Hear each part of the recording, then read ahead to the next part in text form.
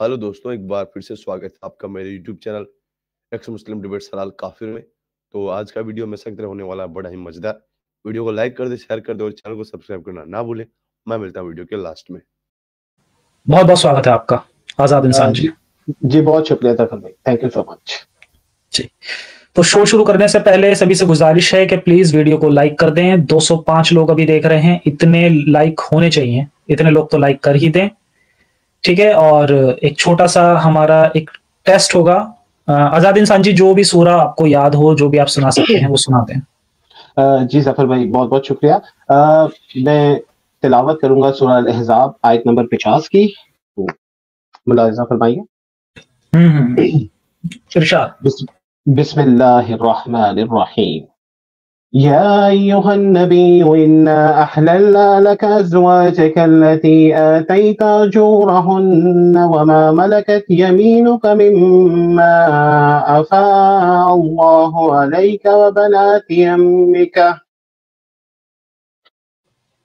وبنات أمك وبنات أماتك وبنات خالك وبنات خالاتك الذي هاجرن معك وامرأة مؤمنة إن وهبت نفسها للنبي إن أراد النبي أن يستنكحها خالصة لك من دون المؤمنين قد علمنا ما فرضنا عليهم في أزواجهم وما ملكت أيمانهم لكي لا يكون عليك حرج وكان الله غفورا رحيما। अच्छा, ये जो आपने पढ़ा है इसमें ये माँ मलाकत ऐमानुकुम का क्या मतलब है? माँ मलाकत ऐमानुकुम। and those your right hand possess, ऐसा ही है ना? अच्छा अच्छा, हाँ हाँ हाँ हाँ, तो इसका क्या मतलब होता है, थोड़ा सा बता दें।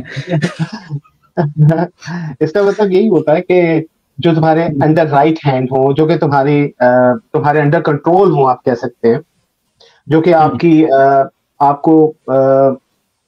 आपके कंट्रोल में दे दी जाएं, जिनके ऊपर आपको उनका मास्टर बना दिया जाए। उनसे हम मिस्त्री की जा सकती है बिना बिना उनसे पूछे, बिना उनसे उनकी इजाजत मांगे, राइट जी। अगर वो औरतें हैं तो, आदमियों से नहीं। देखते हैं, अभी सोचते हैं इस बारे में, ये जरा सोचते हैं इस पर सोचते हैं। जी, तो आपकी स्टोरी आप स्टार्ट करें। मैं उसके पहले एक सुपर चैट आया है जूलियट जी का, मैं उसे पढ़ देता हूँ। बहुत बहुत शुक्रिया इनका। कह रहे हैं मैनी थैंक्स टू जफर भाई for educating us. Please x Ahmadis जो आपके कांटेक्ट में हैं उनको सामने लाएं, वो भी कल्ट में बहुत बुरे फंसे हैं। और $100 डोनेट करना चाहता हूँ। How can I donate where there is no fee.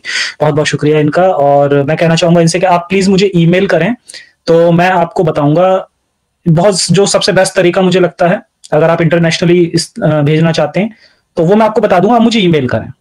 बहुत बहुत शुक्रिया इनका। जी, आप अपनी स्टोरी शेयर करें और बताएं कि क्या कुछ आपने देखा समझा। जी, सबसे पहले जफर भाई आदाब, सत श्री अकाल, नमस्ते, और कोई इस्लामी भाई सुन रहे हैं तो उनको सलाम।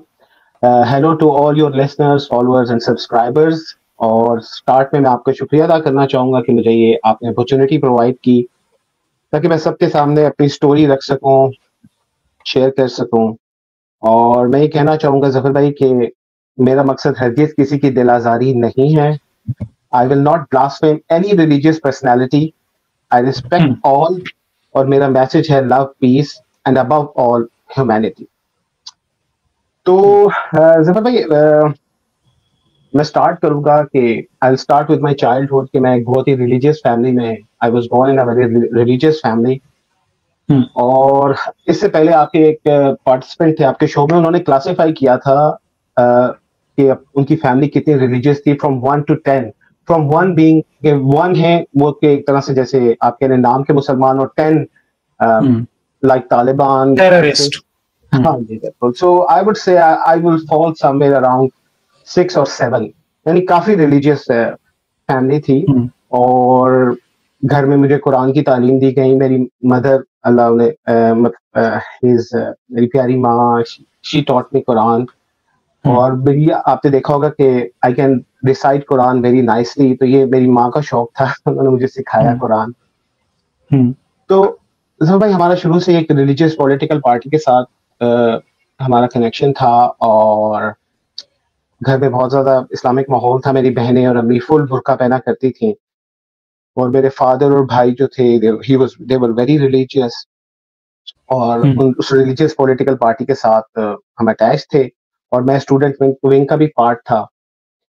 तो जफर भाई मैं स्टार्ट करूंगा जो अपनी सेकंड पार्ट ऑफ स्टोरी है कि आफ्टर 1989 व्हाट हैपेंड कि जब सोवियत विड्रॉल हुआ, तो जितने भी टेररिस्ट थे और मुजाहिदीन थे वो सब कश्मीर कॉज की तरफ आ गए कि इन्होंने कश्मीर को आजाद करना है। तो ये वो वक्त था कि जब इन मुजाहिदीन को पूरी सपोर्ट हासिल थी पाकिस्तान के अवाम की भी, और ये भी कहा जाता था कि आर्मी और आईएसआई भी इनको बैक करती है। इनके हमारे पास कोई डायरेक्ट प्रूफ तो नहीं है, बट कहा जाता था कि they are being backed by these institutions. और क्योंकि मैंने जिक्र किया कि हमारा ताल्लुक एक रिलीजियस पॉलिटिकल पार्टी के साथ था, और वो डायरेक्टली इन्वॉल्व थी मुजाहिदीन के साथ, एक तरह से उनकी सिस्टर ऑर्गेनाइजेशन थी। वो जो जिस मुजाहिदीन ऑर्गेनाइजेशन की मैं बात कर रहा हूँ, वो उस रिलीजियस पॉलिटिकल पार्टी की सिस्टर ऑर्गेनाइजेशन थी। तो उनके कैंप्स होते थे मुजफ्फराबाद में, तो हम वहाँ पे जाया करते थे। मैं और मेरे फादर विजिट किया करते थे, और मेरे फादर को तो खैर एक तरह से मेहमान की तरह वहाँ पे बुलाया जाता था। तो मैं फादर के साथ जाता था, और साथ में और भी लोग होते थे। एक पूरा ग्रुप बन के हम विजिट करने जाते थे। तो वहां पे जफर भाई मैं क्या देखता था कि ये 17 साल के लड़के, 16 साल 18 साल कच्चे दिमाग के लड़के, जिनके जहन में पता नहीं क्या डाला गया था। They were so badly motivated, brain washed, और बस उनके जहन में यही होता था कि हमने शहीद होना है। पता नहीं पूरों के लिए शॉर्टकट चाहिए था। तो बस दिल के अंदर शहादत की उमंग रख के वो बच्चे वहां पे आते थे, वहां पे जहाद की ट्रेनिंग करते थे। लेकिन एक चीज और भी मैंने आपसे परसों जिक्र किया था कि जो वहां पर उनका लेवल था, जो लाइफ स्टाइल था ना भाई, वो अपने घरों में वो चीज मेंटेन कर ही नहीं सकते। उन्हें इतने अच्छे अच्छे खाने वहां पे मिला करते थे, और जो कि शायद वो अपने घरों में अफोर्ड भी नहीं कर सकती थी उनकी फैमिलीज। और एक और चीज देखिए जफर भाई कि इतने लोग वहां पे जाया करते थे, एक तो कैंप इटसेल्फ इतना बड़ा होता था, और फिर मेहमान भी जाया करते थे, तो उनको चंदे के पैसों से सिर्फ अफोर्ड नहीं किया जा सकता। So it gives a logic that they were being backed by some other people also, by some other people in the higher authorities of Pakistan.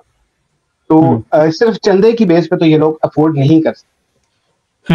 अच्छा, तो एक और बात जफर भाई, जब हम जाते थे देखते थे वहां पे बच्चे नेक्स्ट टाइम जाते थे तो वो बदल चुके होते थे, क्योंकि उनमें से अक्सर बेचारे शहीद हो चुके होते थे, मारे जा चुके होते थे हुरों के पास। बिल्कुल, उनका वीजा लग गया होता था। और बल्कि मैं एक मजे का वाकया मैंने उस दिन आपसे जिक्र किया था कि ऐसा नहीं है कि सारे ही बड़े उनकी रिलीजियस ट्रेनिंग हुई भी होती थी, उनमें से बड़े शरारती भी लड़के होते थे, और उनकी हरकतें बड़ी बुरी होती थी, और वही कौमे लूत वाली हरकतें वगैरह वहां पे मतलब ऐसे लगता था कि होती होंगी, बिकॉज वो जब मिलते थे ना एक दूसरे के साथ, इतना क्लोज उनका कनेक्शन आपने बताया था।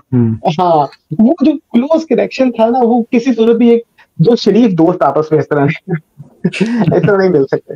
अच्छा, तो ऐसा नहीं है, मैं कह रहा था कि सारे बड़े रिलीजियसली ट्रेंड बच्चे होते थे। अच्छा, जब हम छोटे-छोटे थे, जैसे हम छोटे-छोटे थे, अपने दोस्त से मिलते थे, तो कुछ जो हमारे बहुत अच्छे दोस्त थे, तो कभी-कभी हम उनका कान पकड़ के खींच दिया करते थे। तो यहाँ पर बस कुछ और खींचा जा रहा था। जी, बस जफर भाई आप बहुत अच्छे हैं। आप कान ही खींचिए जफर भाई। अच्छा, तो अच्छा, कहने की बात ये है कि इतना क्लोज कनेक्शन जो है ये कुछ और ही डिपिक्ट करता है कि इनके दरमियान कुछ और ही होता था। और ऐसा नहीं है कि सब बड़े पढ़े लिखे बच्चे होते थे, ये स्कूल कॉलेजों से भागे हुए भी वहां पे होते थे, और घरों में चूंकि शायद जिनको दूसरी दफा कोई खाना नहीं पूछता था, या दूसरी दफा कोई सालन की प्लेट नहीं थी मिलती, वहां में उन्हें मुर्ग मुसल्लम, बिरयानियां, और पता नहीं बिरयानियां तो शायद नहीं, लेकिन बहुत ही 5 स्टार के लंचेस होते थे, विच अगेन जिससे शक होता है कि चंदों की बेस पे नहीं चल सकते। ये बात तो है। बल्कि अच्छा, फिर एक और मैं आपको बात बताऊं कि एक बार ऐसा हुआ कि वहां पे मुजाहिद साहब थे, उन्होंने घर पैसे भेजने थे या क्या सिचुएशन थी, तो उन्होंने पैसे मांगे, तो उनको पैसे देने से इनकार किया, तो वो अपने कमांडर का टीवी उठा के भाग गए। अच्छा और ये तो मैंने खुद देखा कि अपने क्वार्टर साहब का टीवी उठा के भाग गए। अच्छा तो हाँ, तो इस तरह के वहाँ पे हुआ करते थे, ये बच्चे हुआ करते थे और फिर अफ़सोस भी होता था। और ज़फ़र भाई सारा मेरा बचपन जो है ना ये जिहादी तराने सुनते हुए गुज़रा है।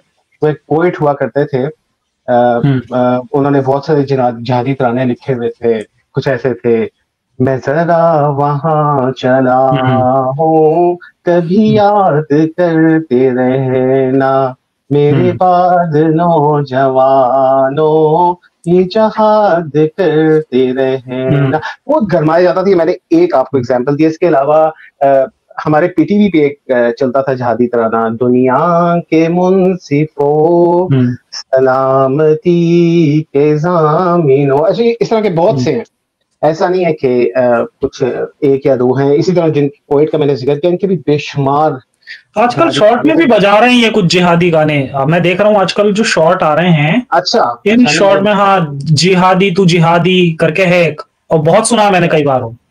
बस जहाँ भाई असल में मैं अब उस जहालत से निकला हूँ, तो मुझे नहीं पता आजकल मैं देखता रहता हूँ तो मुझे उसी तरह का कंटेंट सजेस्ट होता है, मेरा खून जलता रहता है देख देख के। तो जहाँ भाई मैं चूंकि अब वो जहालत छोड़ चुका हूँ, तो अब मुझे नहीं पता आजकल क्या है। ये तो मैंने ये वाला जहादी तराना मेरा बहुत खून गरमाया करता था, और मेरा दिल करता था कि बस मैं लाइन ऑफ कंट्रोल क्रॉस कर जाऊं और कश्मीर में हमारी जो माएँ बहनें बेटियां जो जो इंडियन आर्मी के जुल्म और सितम सह रही हैं, उनके साथ जाके लड़ूं और अल्लाह की राह में शहीद हो जाऊं, और आगे आपको पता है।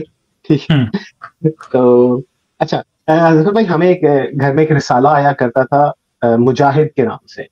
और मुजाहिद एक ऐसा रिसाला था ज़फ़र भाई कि जिसमें काफी मैं क्या कहना चाहूंगा कि ऐसी स्टोरीज होती थी कि फॉर एग्जांपल अगर किसी का बुलावा आ गया है, ठीक है, फॉर एग्जांपल आज एक मिस्टर मोहम्मद है जो जहादी कैंप में, फॉर एग्जांपल मैं फेक नेम ले रहा हूँ, तो उनका अगर बुलावा आ गया ना, तो उनका लेटर अपने घर वालों के लिए कि जी प्यारी माँ या प्यारी बहन या प्यारे अब्बा, मेरा बुलावा आ गया है, मैं जा रहा हूँ, मैं आपसे माजरत चाहता हूँ कि मैं आपको बताए बगैर आ गया, और अब मैं अल्लाह की राह में शहीद होने के लिए जा रहा हूँ। मेरे लिए दुआ करना कि अल्लाह मुझे शहादत का रुतबा नसीब फरमाए। अता करे। ठीक है। अब आप इमेजिन करें ज़फ़र भाई, थोड़ी देर के लिए, मतलब वो अपनी माँ से, हाँ वो अपनी माँ से ये बोलता था कि मैं गलती से आ गया था, मतलब मैं पैदा गलती से हो गया था, मैं वापस अल्लाह के पास जाऊंगा।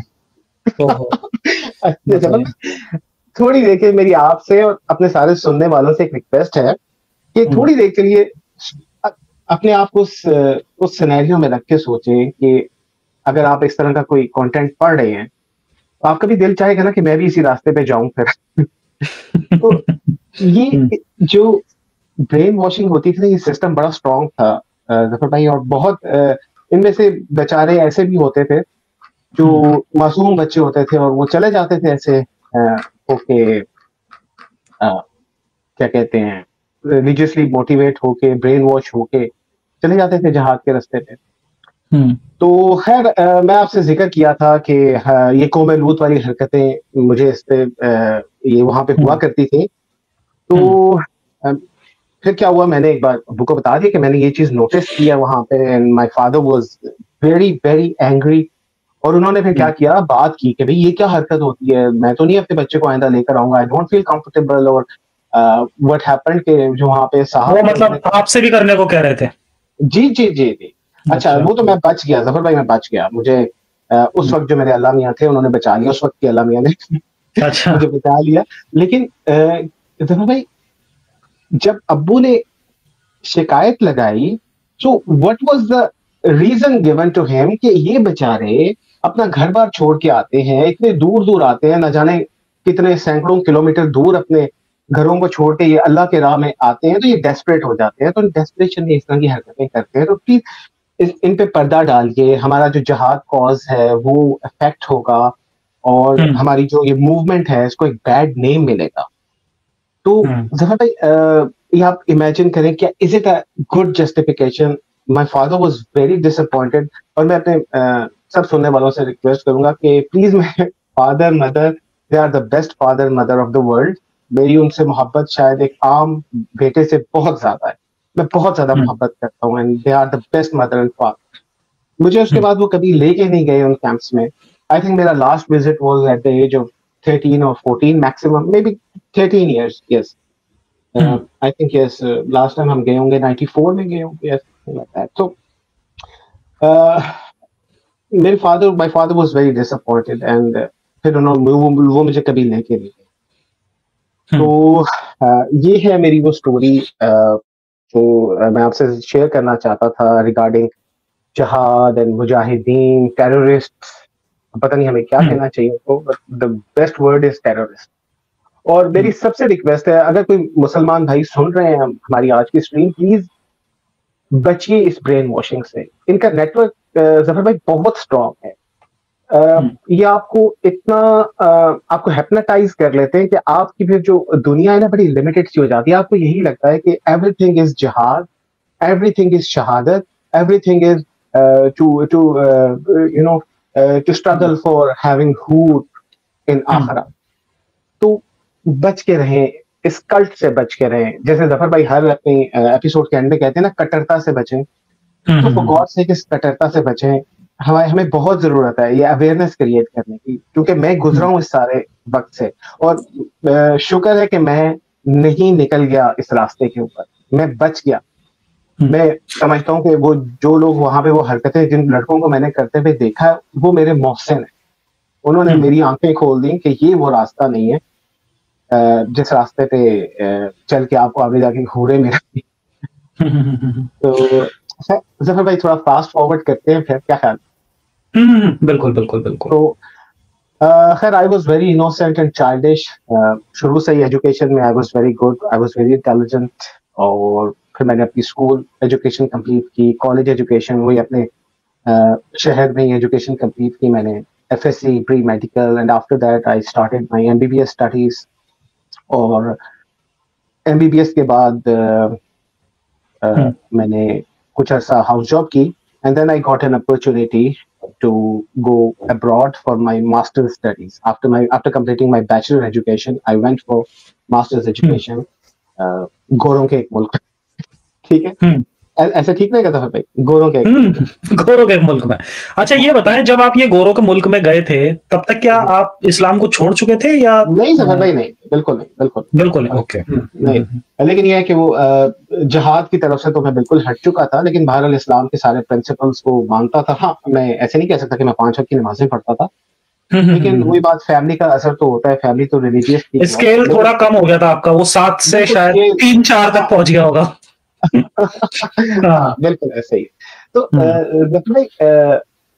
गोरों के मुल्क में जब हम गए, तो वहां पे जब मैं गया, तो वहां पे जो मेरी ऑब्जर्वेशंस थी वो बहुत इंपॉर्टेंट है। That now I will classify my transformation in 3 phases। 3 phases में मैं क्लासिफाई करूंगा कि when I became neutral, and when I became critical, and when I tata bye bye Islam, when I left Islam. तो ये 3 phases में मैं अपनी ट्रांसफॉर्मेशन को डिवाइड करूंगा। And the first phase starts from when I became neutral. I was in UK, I was in that country, गोरों के मुल्क में था नौफर। अच्छा भाई, बचपन से ही इंडिया की नफरत जहन में डाली गई, और यही पता था कि इंडियन लोगों के तो शायद सर पे सींग होते हैं। सॉरी रफल भाई, बुरा मत कहिएगा। नहीं बता, जैसे खौफनाक से होते होंगे, बड़े बड़े दांतों वाले, और खा जाते होंगे देखते ही ना। लेकिन जब मैं वहां पे गया तो कोई मेरे साथ कोई पाकिस्तानी नहीं थे, लेकिन मोस्टली इंडियन कलीग्स थे। तो भाई वहां मैंने देखा जो मेरे इंडियन कलीग्स थे, इतने लविंग और इतना प्यार करने वाले। और मैं उनमें क्योंकि मैं अकेला पाकिस्तानी था और फिर मैं डॉक्टर भी था, उनकी डिफरेंट फील्ड्स थी, तो मुझे बिल्कुल लाडले की तरह डील किया करते थे। और डॉक्टर भैया कह के बुलाया करते थे, डॉक्टर भैया, डॉक्टर भैया, डॉक्टर भैया। किसी से मैं 1 साल बड़ा था, किसी से मैं 1 साल छोटा था, तो डॉक्टर भैया करते थे। अच्छा, इतना मुझे प्यार करते थे, और मैं सोचता था कि ये तो काफिर हैं, और इनसे तो मुझसे दोस्ती नहीं करनी चाहिए, मुझे इनसे दूर रहना चाहिए। लेकिन फिर भी जब जहां से इंसान को प्यार मिलता है तो इंसान वहां से हट नहीं सकता भाई। तो फिर मैं उनकी तरफ खिंचता गया, उनसे दोस्ती हो गई। अच्छा, उनमें मैं जिक्र करूंगा, नाम नहीं लेता मैं, तो एक दीदी थी, और वो भी साथ पढ़ती। अच्छा, तो 1 सेकंड के लिए मैं आपको रोक के आपसे ये जानना चाहूंगा कि ये इंडियंस के लिए जो नफरत थी, क्या ये मतलब पाकिस्तान में ऐसा होता है कि बच्चों को पढ़ाया जाता है बचपन से, उनकी फैमिली उन्हें बताती है, या स्कूल्स वगैरह में बताया जाता है? कहाँ से ये मतलब नफरत जो होती है वो कहाँ से आती है? वो थोड़ा सा मैं जानना चाहूंगा आपसे। जफर भाई, ये नॉर्मल सी बात है। जब आपको बताया जाएगा कि जो कश्मीरी आर्मी, जो सॉरी इंडियन आर्मी है, वो कश्मीर में आपकी जो बहनें हैं उनके साथ रेप करती है, उनके साथ मुजालिम करते हैं, उनको कत्ल करते हैं। तो और फिर 1965 वॉर हुई, कैसे इंडियन आर्मी ने आके पाकिस्तान पे अटैक किया, और एक दुश्मन है, काफिर देश है, ये वो सब चीजें जो नफरत नफरत डालती है दिलों के अंदर, एक नेचुरल सी बात है। और आप उसी एनवायरनमेंट में फिर आप आंख खोलते हैं और उसी में आप बड़े होते हैं, तो जफर भाई डेफिनेटली नफरत आपके दिल के अंदर घर कर जाती है। सही बात है, बिल्कुल। और देखें, मैं तो जब बल्कि अब वही बात मैंने आपको कहा था, मेरे मेमोरी इश्यूज हैं। हमें एक स्लाइड शो दिखाया जाता था मुजाहिदीन के कैंप्स में। जब हम जाते थे, एक स्लाइड शो होता था और उसमें दिखाते थे कि जी इंडियन आर्मी क्या कर रही है, कटी हुई लाशें दिखाते थे, सर खुले हुए, और इस तरह की तस्वीरें देख के हमें जो है मोटिवेट किया जाता था कि आप जहाद की ओर आए और इस कॉज को हेल्प करें, चंदा दें इस राह में। ठीक है, नेचुरल बात है कि नफरत हो जाती है। ये आप नहीं बच सकते इस चीज से। नहीं, सही बात है। अच्छा, तो मैं आपको बता रहा था कि वहां पे फिर वो गोरों के देश में वो दीदी हुआ करती थी, तो उनको मैंने बता दिया कि दीदी क्यों इतना प्यार करते हो आप लोग मुझसे, मैं पाकिस्तानी हूँ, आप लोगों से शदीद नफरत करता रहा हूँ, मेरा ये दिल करता था कि मैं जाके जहाद करूं, ये करूं। तो लिटरली, अच्छा थोड़ी देर के लिए तो वो शौक हुई, फिर उन्होंने अपने दोनों हाथ मेरे अपने चीक्स पे रखे और कहा भैया, उन्होंने ऐसे बोला कि भैया आप बुरे नहीं हो, वो लोग बुरे, आप तो बुरे नहीं हो, you have such a beautiful soul. आपको हम अच्छे लगे, हमें आप बहुत अच्छे लगे, आपको हम अच्छे लगे, आप हमसे भी ज्यादा अच्छे हो, आप ऐसे बिल्कुल ना सोचो। जफ्र भाई, मेरी दुनिया ही बदल गई उन दीदी का ये जुमला सुन के कि मेरे सामने अब दो रास्ते थे कि एक तरफ वो मुजाहिदीन जिनको मैं जफ्र भाई क्या जुमला यूज करूं, अच्छा वो मुजाहिदीन टेररिस्ट, या दूसरी तरफ ये प्यार और मोहब्बत करने वाले लोग। मुझे समझ नहीं आई कि मैं सारी जिंदगी इन लोगों से नफरत करता रहा हूँ। इतने प्यारे लोग, इतनी मोहब्बत करने वाले लोग, और लिटरली जफर भाई मैं वाकई में उनके दरमियान एक ऐसे ही था कि मुझे बहुत लाडला करके रखा करते थे। तो मुझे उन्होंने कहा, मैंने उनसे पूछा कि दीदी ये आपकी आर्मी क्यों कत्लेआम करती है कश्मीर? तो उन्होंने बोला कि भैया आर्मी नहीं, ये टेररिस्ट वहां पे कत्लेआम करते हैं, वो इंडियन आर्मी को मारते हैं, वो कश्मीरी लोगों पे जुल्म करते हैं। और जफर भाई मैं रिलेट कर गया फौरन। देखिए, जब आप डिफरेंट फ्रेम ऑफ माइंड में होते हैं ना, तो आपकी फिर परसेप्शन डिफरेंट हो जाती है। मैं रिलेट किया कि हम लोग जाया करते थे पीर चनासी, एक बहुत हिल टॉप है आजाद कश्मीर में, पीर चनासी। वहां पे इनका एक छोटा सा कम्युनिकेशन नेटवर्क होता था जहां से वो अंदर, सॉरी टू से मेरे ध्यान में कोई वर्ड नहीं आ रहा, चले हम कहते हैं इंडियन कश्मीर, मैं ऑक्युपाइड कश्मीर नहीं कहता, इंडियन कश्मीर कहता हूँ, कि इंडियन कश्मीर में उनकी कम्युनिकेशन होती थी, और ये बॉर्डर के बिल्कुल करीब जगह है। वहां पे एक मजार भी है, और मजार से थोड़ा ऊपर इन्होंने एक खेमा लगा के वहां पे कम्युनिकेशन नेटवर्क में, वहां पे हम लोग विजिट किया करते थे। वहां पे ये टेररिस्ट का होता था जो है कम्युनिकेशन नेटवर्क, उन्होंने छोटा सा बनाया हुआ था। कैंप जो आप बता रहे थे वो ये वहीं पर था? जी नहीं, वो ट्रेनिंग कैंप अलग है, ये अलग है। ये बहुत पीक पे था, टॉप पीर चनासी। अगर आप अभी गूगल करेंगे तो ये एक बड़ी फेमस जगह, आजकल तो ये टूरिस्ट स्पॉट बन गया है।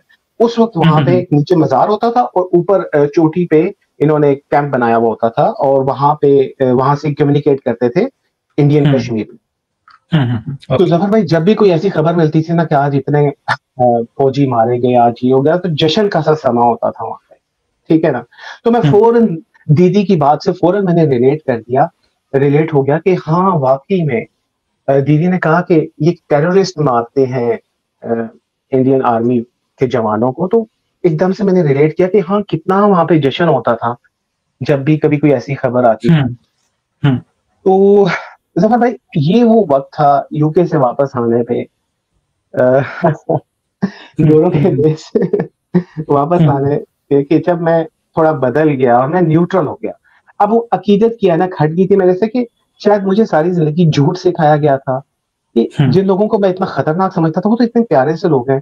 और यहाँ पे मैं सवाल करना चाहूंगा उन तमाम लोगों से, ये मुत्तहिदा जिहाद कौंसिल है नाम नेहाद, जो कि जिसमें अब सारी ऑर्गेनाइजेशंस मिलके एक प्लेटफॉर्म पे जमा हो गई हैं, और इसके अलावा पाकिस्तान आर्मी से और ISI से, कि खुदा के लिए मुझे इस चीज का जवाब दे दें कि जिन बच्चों की जिंदगियां जाया हो गई हैं आपकी उस जिहादी एक्टिविज्म में, उनका अब क्या है? वो लोग, उनकी फैमिलीज का क्या, जिनके बच्चे अब मारे जा चुके हैं इस रास्ते में, उनका कोई क्या पुरसाने हाल है आज उनका? आपकी रिलीजियस मोटिवेशन, ब्रेन वॉशिंग से वो बच्चे खराब हुए और वो बॉर्डर क्रॉस करके चले गए, वहां पे जाके वो मर आ गए या आपके मुताबिक शहीद हो गए। अब अगर आप पॉलिसियां बदल लेते हैं तो अब उनका क्या? अब उनकी फैमिलीज को कौन देख रहा है? खुदा के लिए मेरे मुसलमान भाइयों दोस्तों, मत आना इस कल्ट की तरफ, मत आना। जहाद करना है अपने नफ्स से जहाद करो भाइयों, वो भी इस्लाम ही कहता है ना शायद, अपने नफ्स से करो, गरीबी मिटाओ, ये जहाद है। अपने जो है बुराइयां खत्म करो अपने माशरे में, ये जहाद है। पीडोफिलिया को खत्म करें आप, बच्चों के साथ जो ज़िना होता है जिसको पीडोफिलिया बोलते हैं उसको खत्म करें। ये जहाद नहीं है जाके किसी दूसरे मुल्क में जाके वहां पे जो भी पॉलिटिकल रीजंस हो, मैं उनमें नहीं जाता, बट जमीन का एक हिस्सा ही है ना कश्मीर। अगर पाकिस्तान के साथ हो या इंडिया के साथ हो, रहने वाले वहां पे हम जैसे इंसान ही हैं। अपनी लड़ाई में उन इंसानों का हम क्यों नुकसान करते हैं दोस्तों? प्लीज इस ब्रेन वॉशिंग में कभी मत आना। फिर जी हो गया, सॉरी नहीं आपने बहुत अच्छा मैसेज दिया। मुझे लग रहा है कि मैंने खुतबा देना शुरू कर दिया। वैसे मैं आपको बताया था ना जफर भाई, मैं अपनी हॉस्टल की मस्जिद का इमाम था, क्योंकि तिलावत अच्छी थी मेरी माँ ने मुझे खूब तिलावत सिखाई थी, सही तो इसलिए मुझे अपनी हॉस्टल की मस्जिद का इमाम बना दिया था। तो वो शायद वो इमामत वाली चीजें निकल रही हैं कि मेरा ना, मैं भाषण कुछ ज्यादा ही दे रहा हूँ। तो मैं थोड़ा सा अपनी स्टोरी की तरफ आता हूँ कि फिर वो गोरों के मुल्क से वापस आके मेरी थोड़ी सी हाउस जॉब रह गई थी, वो मैंने कंप्लीट की।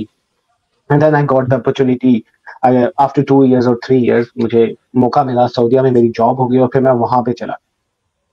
तो दिस इज द फेज जब मैं क्रिटिकल हुआ टुवर्ड्स इस्लाम। पहले मैं न्यूट्रल हो गया था गोरों के मुल्क से वापस आके, उसके बाद आई गॉट क्रिटिकल। और ये जो क्रिटिकल फेज है जफर भाई, दैट इज वेरी पेनफुल, क्योंकि हब ऑफ इस्लाम में मैंने देखा कि मुसलमान कैसे हैं, और एक Islamic country in real sense जहां से इस्लाम ओरिजिनेट हुआ कैसा है। तो जफर भाई, पहले ही हफ्ते में me and my wife we went to Umrah, और काबे से लिपट के बस अपनी माँ की जिंदगी मांगी थी और कुछ भी नहीं मांगा था जफर भाई, क्योंकि मेरी माँ बहुत बीमार रहती थी। शी वाज डायबिटिक, हाइपरटेंसिव, और कैबेज भी हुआ था, सॉरी कैबेज बोल रहा हूँ, क्या बोलते हैं, बाईपास। हाँ, बाईपास हुआ था उनका। तो काबे से लिपट के सिर्फ अपनी माँ की जिंदगी मांगी, उसकी सेहत मांगी, और अभी जस्ट एक ही हफ्ता हुआ था छोड़ के आए थे। तो माँ के साथ मैं बहुत अटैच था जफर भाई, अभी भी बहुत अटैच हूँ उसके साथ। तो आपको पता है मेरी माँ जो है ना, सिर्फ मेरी मेडिसिन पे ही वो ठीक होती थी, पता नहीं क्यों, उसको क्या था। वो कहती थी दुनिया में एक ही डॉक्टर वो मेरा बच्चा है। तो सफर भाई ये बहुत ये चीज पेनफुल ना। व्हाट हैपेंड कि मेरी माँ बहुत शदीद बीमार हो गई and she died all of a sudden, और it was Wednesday evening when she died.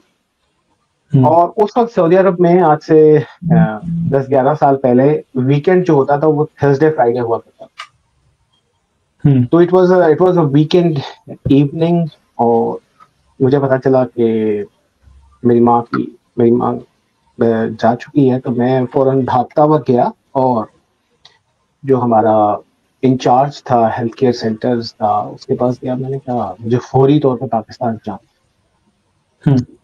And he said कि तुम्हारा पासपोर्ट तो एडमिनिस्ट्रेशन के पास है, और अभी वीकेंड है, थर्सडे एंड फ्राइडे वीकेंड है, और सैटरडे को ही कुछ हो सकता है, और secondly you need an exit re entry visa.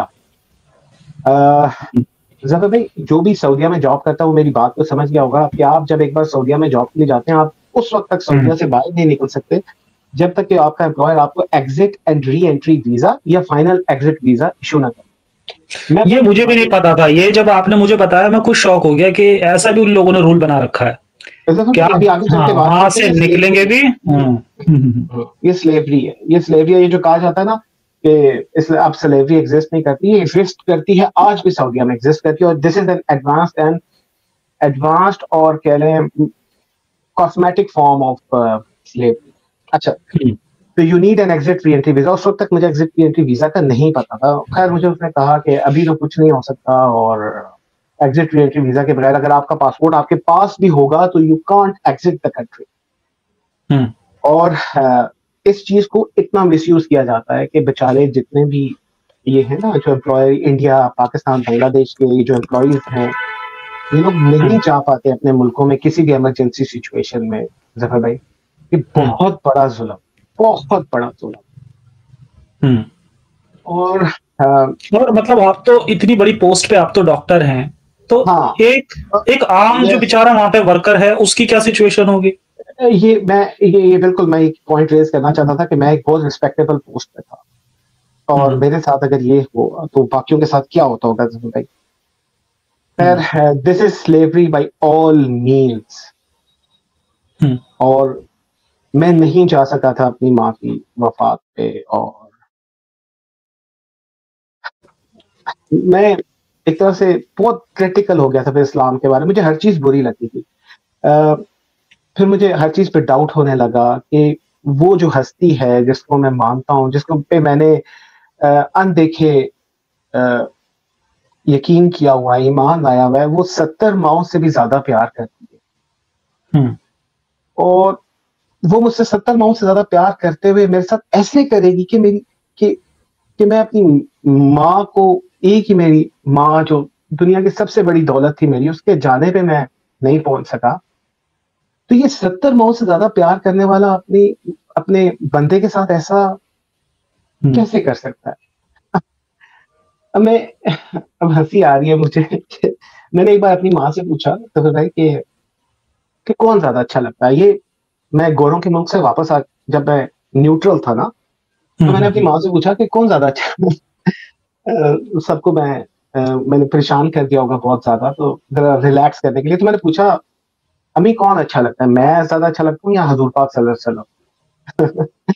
तो बोली कुछ नहीं आगे से मेरी माँ, बट इतने प्यार से मुझे देखा और मेरा माथा चुभा ना कि मैं समझ गया कि क्या जवाब है। कि मैं ही ज्यादा अच्छा लगता हूँ। हाँ, बात जरूरी नहीं होता ना कि आप साफ साफ बोल दें, बात आपकी नजरें बहुत से जवाब दे जाती हैं या आपके एक्शन आपके जवाब दे। तो मेरी माँ ने मेरा माथा चूमा और प्यार से मुझे देखा, तो आई अंडरस्टूड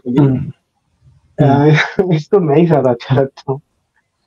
अरे उनसे तो अच्छा आजकल के टाइम पे जो हमारे बिल्कुल एकदम कोई कॉमन इंसान है ना, जो बेचारा बस जाता है अपनी जॉब कर रहा है, वो बहुत अच्छा है उनसे। आप तो फिर आप तो फिर भी अच्छे हैं। माँ की नजर में तो वैसे बच्चा बहुत सबसे अच्छा होता है।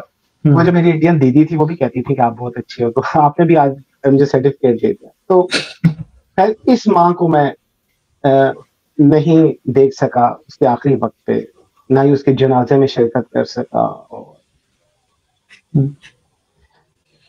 जफर भाई, मेरी सब सुनने वालों से एक छोटी सी रिक्वेस्ट है कि प्लीज ये ना कहिएगा कि अगर सऊदीया के मुसलमान बुरे हैं तो इसका मतलब ये नहीं है कि इस्लाम बुरा है। नहीं जफर भाई, नहीं। फॉलोअर रिप्रेजेंट करते हैं उस रिलीजन को, वो सिस्टम रिप्रेजेंट करता है उस रिलीजन को। आज अगर यूरोपियन ममालिक की इज्जत है, आप उनका पासपोर्ट लेके किसी एयरपोर्ट पे जाते हो और आपकी इज्जत की जाती है, जरूरी नहीं है कि वो इंसान अच्छा है जिसके हाथ में वो पासपोर्ट है, लेकिन वो जो सिस्टम से आया है, वो जिस सोसाइटी से आया है, अगर उसकी उस एयरपोर्ट पे इज्जत की जाती है तो ये रिकग्निशन है उस सोसाइटी की रिकग्निशन है जिसने अपना आप मनवाया है, और उसकी वो इज्जत कमा रहा है उस एयरपोर्ट पे उस स्पेसिफिक कलर के पासपोर्ट के साथ। Same is the case Zafar भाई, अगर आज इस्लाम की टीचिंग्स ऐसी ना होती, अगर इतनी कट्टरता ना सिखाई जाती, तो सऊदीया में कभी इस तरह के जालिम किस्म के कवानीन ना होते।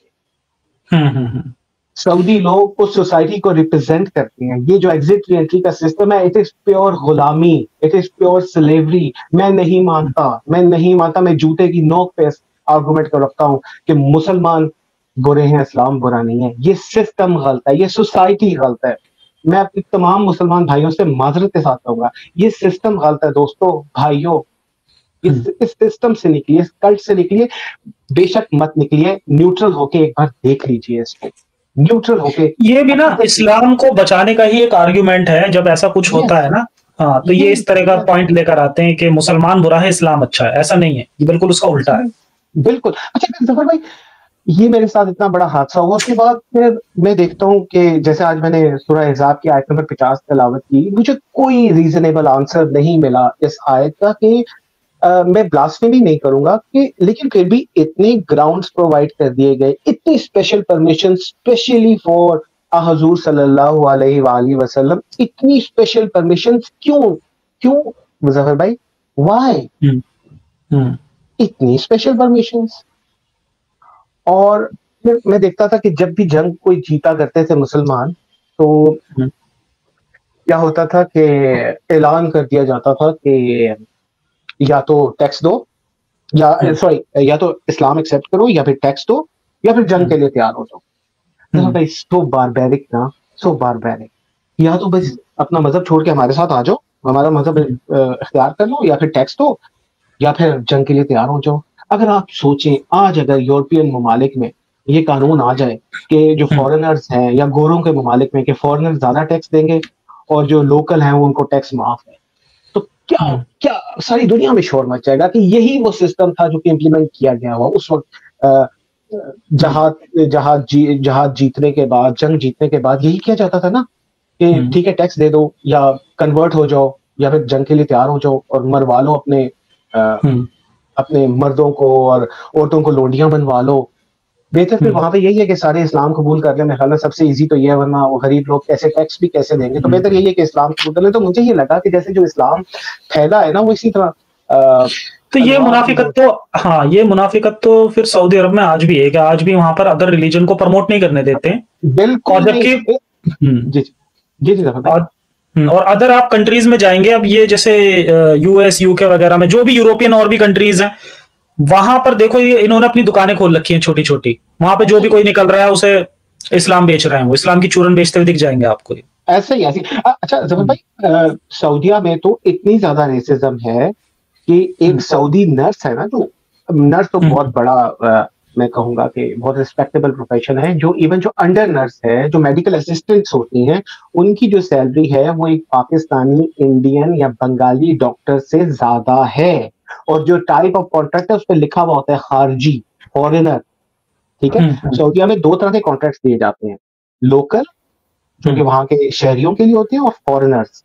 तो क्लियर रेसिज्म है यहाँ पे। आज आप इमेजिन करें फॉर अ मोमेंट कि अगर यूरोपियन ममालिक भी ऐसा करना शुरू कर दें, तो कितना दुनिया में शोर मच जाएगा कि ये लोग रेसिस्ट हैं और ये जुल्म कर रहे हैं।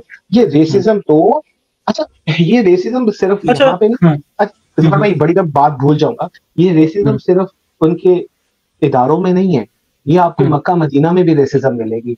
मुझे याद है मेरी वाइफ, हम लोग गए मदीना में रोजा रसूल की ज़ियारत कर रहे हैं। तो जफर भाई आप यकीन नहीं करेंगे मेरी बात तो, वैसे वहां पे अनाउंसमेंट हुई औरतों वाली साइड पे कि सऊदी, इमाराती और ये जो गल्फ कंट्रीज और यूरोपियन कंट्रीज और गोरों के मुल्क वाले ये पहले आए और पाकिस्तानी, इंडियन बाद में आए। क्या नहीं? अच्छा जरूर मैं एक डिस्क्लेमर देना चाहूंगा। देखें मेरा कल्चरल बैकग्राउंड तो वही है ना, तो कुछ वर्ड्स हैं जैसे इंशाल्लाह, माशाल्लाह, अल्लाह का शुक्र, अल्हम्दुलिल्लाह, ये वर्ड्स एक्सटेम्पोर निकलते हैं, रिफ्लेक्सली निकलते हैं। I don't mean that. आपके साथ होता है जफर भाई ऐसा? आपके साथ होता है?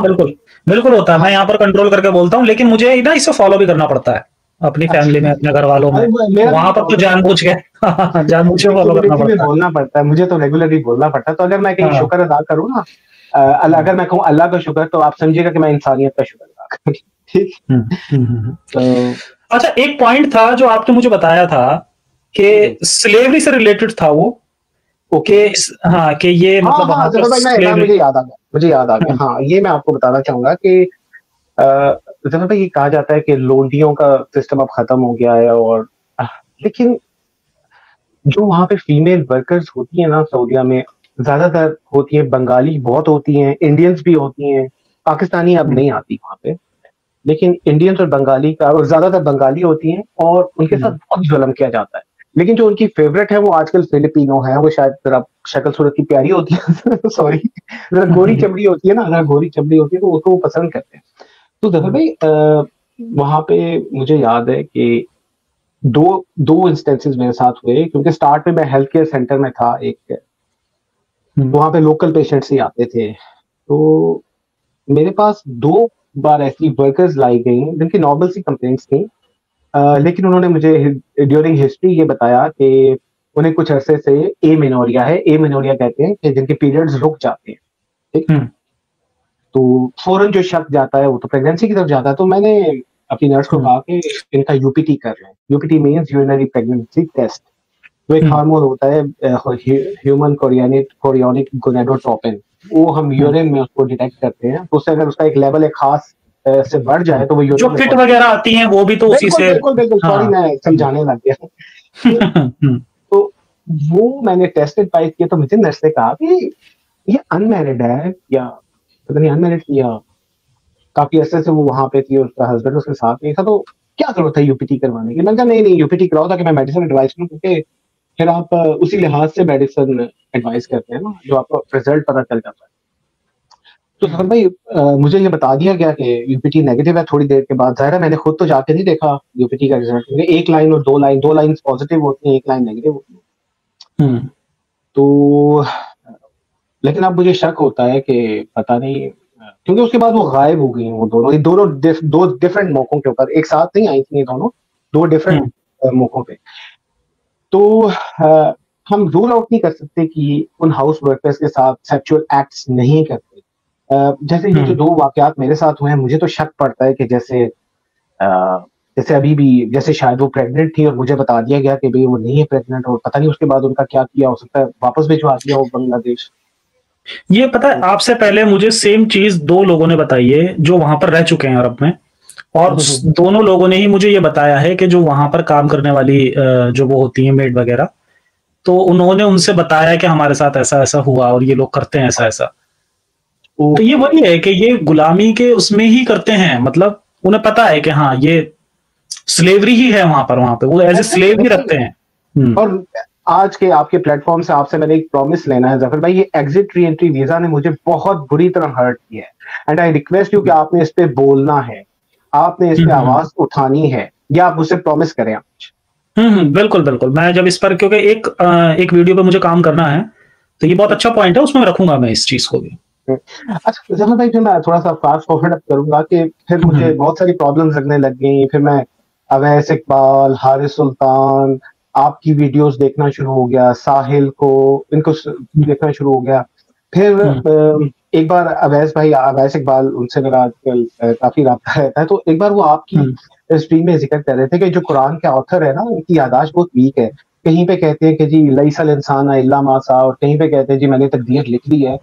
तो अवैस भाई ने कहा कि कुरान के ऑथर की यादाश्त बहुत वीक है, तो मैं उसमें ऐड करना चाहूंगा कि जब भी कोई झूठ बोला जाता है, तो झूठ का सबसे बड़ा प्रॉब्लम ये होता है कि वो याद रखना पड़ता है। अगर आज मैं आपको बताऊंगा ना कि मेरे मैट्रिक में 850 में से 780 नंबर थे, और साल के बाद मेरी दोबारा आपसे मुलाकात हुई थी, हो सकता है मैं आपको भूल चुका हूँ, मैं भूल चुका हूँ कि मैंने 780 बताए थे या 785 बताए थे। हाँ, सही बात है। झूठ बोलता है ना, तो ये डिफरेंस ऑफ जो आपका आता है ना स्टेटमेंट में, तो ये इसका मतलब होता है कि पहले झूठ बोला गया या अब भी झूठ ही बोला जा रहा है। तो इसके अलावा मुझे बड़ी अच्छी लगती थी अवैस इकबाल की बातें कि एक उन्होंने मजाक में बात की थी कि अल्लाह के 99 आईडी कार्ड्स हैं नादरा में, 99 नाम है ना अल्लाह के, तो उन्होंने कहा कि अल्लाह के 99 आईडी कार्ड्स हैं।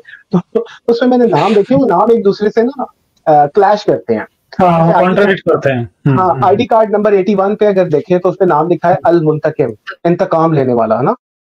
फिर आईडी कार्ड नंबर 25 है तो वो अल मुजिल है, ह्यूमिलिएट करने वाला। और फिर दूसरे आईडी फिर कार्ड वो माफ कर देने वाला भी मिल जाएगा आपको। हाँ, फिर रहमान भी मिलेगा, रहीम भी मिलेगा, तो बख्शने वाला भी, तो नवाजने वाला भी होगा। लेकिन हर आईडी कार्ड पे नाम डिफरेंट है और हर नाम का मतलब भी डिफरेंट। तो आपका मैं शुक्रिया अदा करना चाहूंगा जफर भाई, आपकी वीडियोस स्पेशली बरूक रेजा की सीरीज और वो 7 सवाल, फिर आपकी जो सीरीज थी दा मोहम्मद, और ये बहुत बड़ा मैसेज है कि आप भी बहुत रिस्पेक्ट से नाम लेते हैं इस्लामिक प्रॉफिट का। आपने जो सीरीज बनाई वो भी दा मोहम्मद बनाई, तो हम भी बहुत रिस्पेक्ट से बात करते हैं, किसी की दिल आजारी नहीं, ब्लास्फेमी नहीं करना चाहते, लेकिन चाहते हैं कि सब लोग न्यूट्रल होके इस्लाम को देखें। फिर मैंने हारिस सुल्तान की किताब पढ़ी द कर्स ऑफ गॉड, और उसमें हारिस ने ये लिखा था कि अल्लाह कितना मासूम है और कितना बेचारा अल्लाह को फिक्र होती है ना कि यूरोप में बैठा हुआ एक छोटे से शहर में, एक छोटे से घर के एक छोटे से कमरे के एक कोने में बैठा हुआ एक बंदा, आजाद इंसान, उसने आज फजर की नमाज नहीं पढ़ी तो जरा मैंने उसको जूते मारने हैं। ठीक है, इतना छोटा है ना ये इस्लामिक अल्लाह के, फौरन नाराज हो जाता है ना। तो इसके अलावा एक डॉक्टर, तो ये मुझे बड़ी प्यारी बात लगी द कर्स ऑफ गॉड में। मैं चाहूंगा कि आप लोग इसको प्रमोट करें, बड़ी सिंपल लिखी हुई किताब है। फिर डॉक्टर मदिया हैं, उनसे भी अक्सर बात होती रहती है, she is doing an amazing job, और ये लोग बड़े ब्रेव हैं, विद पिक्चर विद फेस आके अपनी स्क्रीन्स करते हैं, और I wish them all success and top of that safety and security, जहां भी रहे खुश रहे। तो अब हम तीसरे फेज पे जल्दी से, जी हाँ, मैं यही कह रहा था कि आपका वो तीसरा फेज रह गया। हाँ। तीसरा फेज में थोड़ा जल्दी बताऊंगा कि भाई what happened in the end of 2021 कि my father died, and first of all ये कि वो बहुत शदीद बीमार हो गए, ही वेंट टू हॉस्पिटल, और मैंने अपने हॉस्पिटल के असिस्टेंट डायरेक्टर को कहा, उस वक्त मैं हॉस्पिटल में शिफ्ट हो गया था, तो मैंने कहा मुझे फौरी तौर पे जाना है। बट सफर भाई what happened 1 month before this incident, उसी असिस्टेंट डायरेक्टर ने मुझसे छुट्टी मांगी थी अपने एक दोस्त के लिए, जो कि मैंने रिफ्यूज की थी, क्योंकि मैं समझ रहा था कि अगर इन्वेस्टिगेशन होगी तो मैं जस्टिफाई नहीं कर पाऊंगा। ऐसा नहीं कि मैं बड़ा दीनदार ईमानदार और वो नहीं था, सिर्फ रीजन ये थी कि मैं नहीं रिस्क नहीं था लेना चाहता। तो मैंने उसको सॉरी कर दिया, और जब मेरे अब्बू की तबीयत खराब हुई उस वक्त unluckily he was the director of the hospital, he was assistant director, but at that time he was having charge of director because हमारा जो डायरेक्टर था वो छुट्टी में था। और उसने उस वक्त बदला लेने का सोचा मुझसे कि जब मैं शदीद इमरजेंसी में था, मेरे फादर पीछे बीमार थे शदीद, और मुझे घर से वीडियोस आ रही थी, मैसेजेस आ रहे थे कि वापस पहुंचो, ये मुझे एग्जिट री एंट्री नहीं था दे रहा ये बंदा, ये असिस्टेंट डायरेक्टर। इसने बोला कि ये 4 साल पुराना केस है जिसमें बहुत सारे डॉक्टर्स का नाम है, अब जिस डॉक्टर ने, सॉरी आपको आवाज आ रही है सर पे? बिल्कुल बिल्कुल आ रही है। अच्छा, तो ये आपकी अप्रूवल आएगी रियाद से, और मैं सारे डॉक्यूमेंट्स भेजूंगा डायरेक्टरेट में, और वहां से आपको ट्रेवल परमिशन मिलेगी, और बस मैं अभी ऑनलाइन भेज देता हूँ, 2 घंटे में आ जाएगी, कल तक आ जाएगी मैक्सिमम। जफर भाई मैं बहुत रोया उसके सामने, खुदा के लिए मुझे जाने दो, मेरे वो बहुत शदीद बीमार है, मैं जाके उनका कहीं ट्रीटमेंट करा लूँ, मैं कहीं किसी हॉस्पिटल में ले जाऊँ, अंडर माई सुपरविजन मैं चाहता हूँ कि वो ट्रीट हो। उसने पता है, उसने कहा नहीं हो सकता जब तक हेड ऑफिस से अप्रूवल नहीं आती है, and he send the papers. उसने मुझे कहा कि मैं अर्जेंट लिख के, इमरजेंसी लिख के भेज रहा हूँ और ये फौरन जवाब आ जाए। अच्छा खैर उस दिन जवाब नहीं आया, और उसने मुझे मना किया कि तुम खुद मत जाना वरना बहुत प्रॉब्लम हो जाएगी। और ये देखिए, मेरी अम्मी की तो डेथ हुई थी ना वीकेंड से पहले, और ये स्टार्ट ऑफ द वीक की बात थी, it was Sunday is the start of the week in Saudi Arabia. Sunday को उसने मेरे डॉक्यूमेंट्स भेजे, और संडे का दिन गुजर गया, मंडे गुजर गया, ट्यूसडे, वेडनेसडे, कोई जवाब नहीं आया वहां से। मुझे उसने कहा कि मैंने अर्जेंट करके भेजा है, और व्हाट हैपेंड ऑन थर्सडे कि मैं घबरा के उसको बगैर बताए मैं खुद ही रियाद की तरफ निकल गया, हेड ऑफिस की तरफ चला गया, और वहां पे जाकर मुझे पता चला कि ये तो नॉर्मल केस है, इसमें तो अभी 2 हफ्ते मजीद लगते। फिर वहां पर मैंने उनकी मिन्नत की कि आप मुझे अप्रूवल करें, भाई ट्रैवल परमिशन दें। खैर उन्होंने मेरे पे रहम किया, मुझे रोता हुआ देखा, ट्रैवल परमिशन दी। ट्रैवल परमिशन उसको जब मौसूल हुई, उसने कहा ठीक है मैं आपका एग्जिट एंट्री वीजा लगा देता हूँ। तो भाई उसके बाद घंटे बाद मैंने फिर फोन किया, नहीं लगा जी वीजा, सिस्टम डाउन है जी, पासपोर्ट डिपार्टमेंट जवाजात का सिस्टम डाउन है। और पूरा थर्सडे का दिन उसने गुजार दिया, आगे फिर फ्राइडे सैटरडे आ गया, वीकेंड आ गया, and I got my exit re entry on Sunday. और संडे की रात को मैंने ट्रेवल किया and I found my father in coma. पूरा एक हफ्ता लगा, 4 साल पुराना केस, हर साल मैं आता जाता रहा हूँ, कभी कोई प्रॉब्लम नहीं हुआ। उस एक दफा बिकॉज मैंने 2 महीने पहले छुट्टी नहीं दी उसके एक दोस्त को, उसका बदला उसने मुझसे ऐसे लिया कि मेरे फादर की बीमारी पे मुझे जाने नहीं दिया। तो भाई इस चीज ने मुझे, मेरे दिल में इतनी नफरत डाली उस सोसाइटी के लिए कि फिर मैं उससे उस नफरत से मैं बाहर नहीं निकल सका। और मैंने जाके देखा अब्बू को, बिल्कुल कोमा में पाया अब्बू को। ना मैं कोई बात कर सका, ना अब्बू मुझसे कोई बात कर सके। इमेजिन करें, मुझे घर से वीडियोस आती थी, पिक्चर्स आती थी, मैं बहुत ज्यादा मेंटल ट्रॉमा में रहा और उसके असरात आज भी मुझ पे हैं जफर भाई कि मैं I have lost my focus. अभी ये जो मैं बात कर रहा हूँ, मैंने इतने पॉइंट्स लिखे हुए हैं कि मैं कुछ भूल ना जाऊं। आपको भी मैंने कहा था जफर भाई मैं भूलने को याद करा देना। ये जो मैं आज बोल पा रहा हूँ उसकी वजह ये कि मेरे सामने लैपटॉप खुला है जिसमें मैंने सारे पॉइंट्स नोट किए हुए। मेरा ज़हनी तवाज़ुन, मैं कहता हूँ कि मैं अब फोकस नहीं कर पाता। I have lost my mental stability. और खैर ये वो वाकया था जिसके बाद मैंने कहा कि नहीं, ये जंगली लोग हैं, ये झूठे मक्कार और अय्यार हैं, ये नफरतें फैलाते हैं, तो ये नफरतें पाल के रखते हैं दिलों में। खैर मैं कुछ दिन रुका पाकिस्तान में। अब्बू की तो जाते ही डेथ हो गई थी और मैंने तो कोमे में ही देखा था उनको। और उसके बाद आई डिसाइडेड फाइनली कि मैं अपने बच्चे को इस माहौल में नहीं रखूंगा। मैं इस कल्ट में मैंने नहीं रहना, क्योंकि पीछे पाकिस्तान में भी इस्लाम है, सऊदीया में भी इस्लाम है। मैंने इस कल्ट में अपने बच्चे को नहीं रखना, मैंने इस माहौल में नहीं रखना। तो खैर मैं वापस आया सऊदीया और within 1 year I shifted to Europe. और जब आपको पता है कि अब मैं यहाँ पर हूँ और अब मुझे यही लगता है कि जैसे जब भाई 40-41 साल मेरे साथ एक प्रैंक हुआ है और 40-41 साल के बाद मेरी आंखें खुली हैं। अब मैं समझता हूँ कि मैं एक आज़ाद इंसान हूँ और यहाँ पे आके मुझे अंदाजा हुआ कि ह्यूमन राइट्स क्या होती है। मुझे ये महसूस हुआ कि how important I am as a human being, जिसको इन्होंने, सऊदीया वालों ने मेरे अंदर का इंसान तो मार दिया था। मुझे तो यही पता था कि मैं घटिया इंसान हूँ, मैं पाकिस्तान या इंडिया बांग्लादेश का एक गरीब आदमी हूँ जो इनके मुल्क में आ गया है रोजी रोटी कमाने के लिए, जिनको बहुत कम पे करके अपने पास रखते हैं, गुलामों की तरह रखते हैं, गुलामों की तरह रखते हैं। मेरी कोई अपनी से नहीं है, मेरी कोई अपनी मर्जी नहीं है। अगर मैं एक सिक लीव नहीं दूंगा बीइंग अ डॉक्टर तो मुझे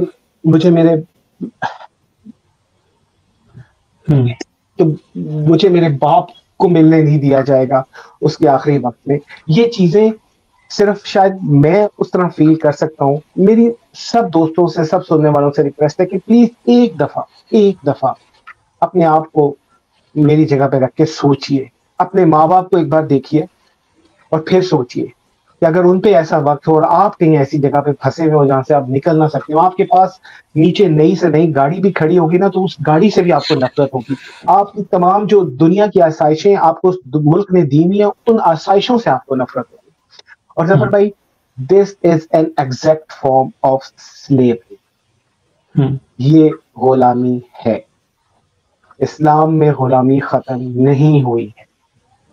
MBS साहब ने थोड़ा सा कॉस्मेटिक अरेंजमेंट किया है कि अब आप अपना एग्जिट री एंट्री वीजा खुद लगा सकते हैं, बट आपका एम्प्लॉयर के पास 1 हफ्ते का वक्त होता है। 1 हफ्ते के अंदर आप ट्रेवल नहीं कर सकते।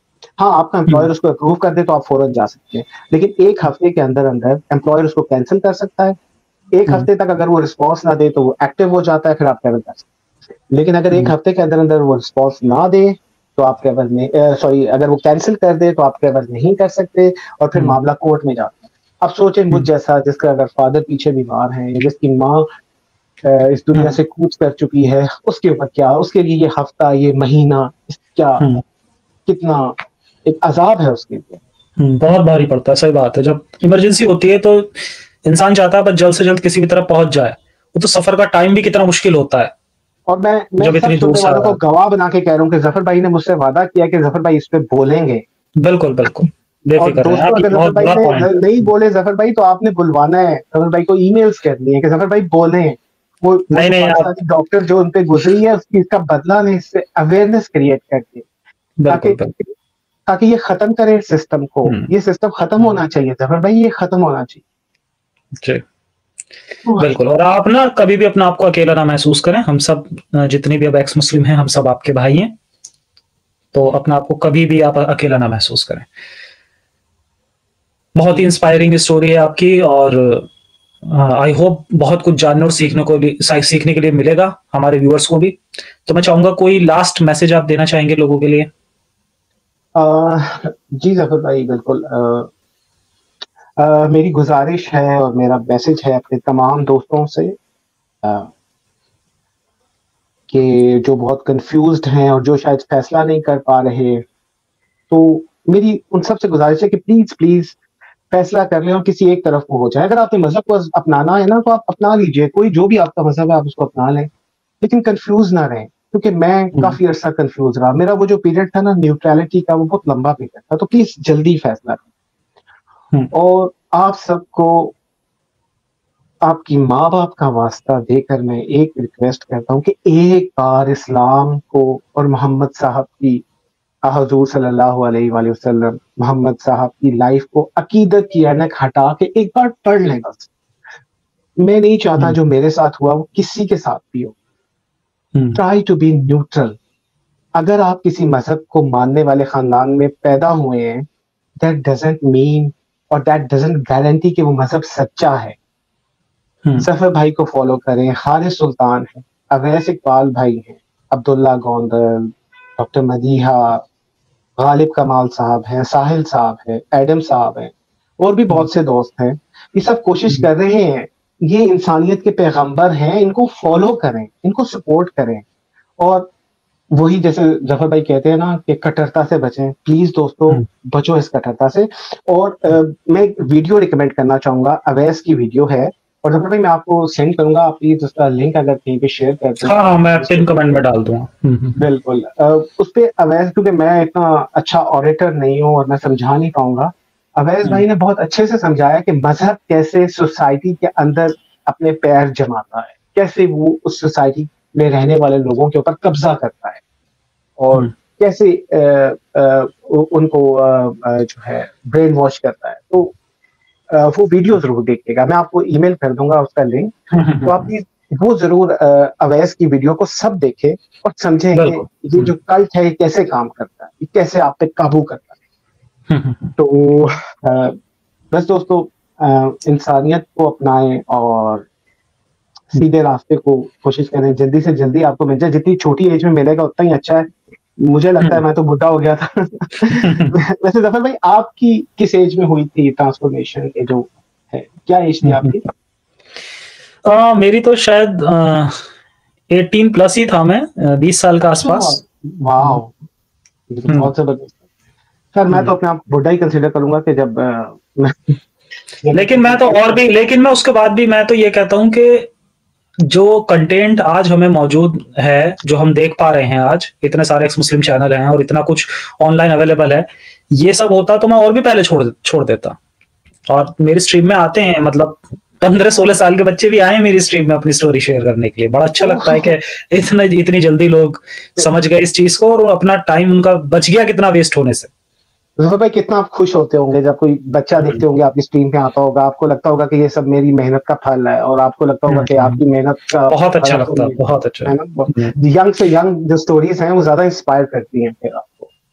तो लेकिन इनको तो मैं बहुत अप्रिशिएट करना चाहूंगा, ये जो अपने चेहरे के साथ आते हैं, ये अवैस हो गया या हारिस, तो ये अपना चेहरा दिखाते हैं। बिल्कुल बिल्कुल, जो चेहरा दिखा रहा है ये अफसोस की बात है ना कि हम अपना चेहरा क्यों नहीं दिखा पाते। कुछ है ना मन बदल दीनुहु फक्तलूहु, मन सब्बा नबीयु फक्तलूहु, यही वो चीजें हैं जिनकी वजह से हम नहीं अपना फेस दिखा पाते, इस कट्टरता की वजह से नहीं दिखा पाते। अगर ये कट्टरता ना हो तो हमें क्या डर है, हम अपने फेस के साथ आ सकते हैं। तो सही बात। तो जफर भाई बहुत बहुत शुक्रिया आपका, अपनी अपॉर्चुनिटी दी और मैंने मुझे अपनी स्टोरी शेयर करने का मौका मिला। दिल हल्का महसूस कर रहा हूँ कभी शेयर नहीं किया था किसी के साथ। बहुत अच्छा लगा आपसे बात 5 करके। किलो वजन कम हो गया आज। चलिए, बहुत अच्छा लगा आपसे बात करके, और अपना ख्याल रखिएगा। बहुत बहुत शुक्रिया ज्वाइन करने के लिए आपका। जी बहुत शुक्रिया। तो आप लोगों ने वीडियो यहाँ तक देखा, तो आई होप आपको वीडियो बहुत पसंद आया होगा। वीडियो पसंद आया तो वीडियो को लाइक कर दे, शेयर कर दे और चैनल को सब्सक्राइब करना ना भूले। मैं मिलता हूँ आप लोगों से अगले वीडियो में।